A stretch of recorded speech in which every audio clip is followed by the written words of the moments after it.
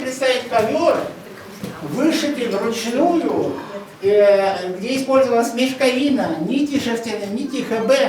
Это мастерица Ганова. Ковер лежал у нее скрученный на столе, и в течение 15 лет он потихоньку вышивался. Представляете, вот видите, какие-то нитки уже немножко были другого цвета, то есть выцвели уже какие-то нитки. То есть она использовала те годы, помните те годы, 80-е годы, когда не было ничего, она использовала ритузы, еще что-то. То есть вот как бы вот появился такой ковер.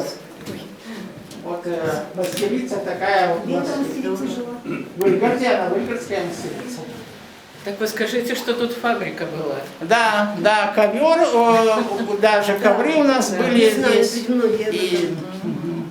Но это сельское хозяйство, которое, если вы помните, долгое время Выльгардское отделение совхоза Сыктывкарский возглавлял Виталий Ильич Килев, мой родственник. Бедный, наверное, в гробу там перевернулось, что стало сельским хозяйством.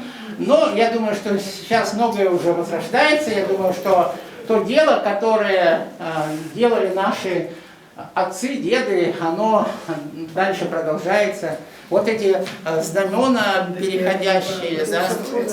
А вот опять заслуга Александра Сергеенко. Вот, Саш, да, твой макет. Да, что, ну-ка, я обычно детям говорю, мальчики, девочки, где музей? Ищем, где музей? Вот музей, молодцы. Это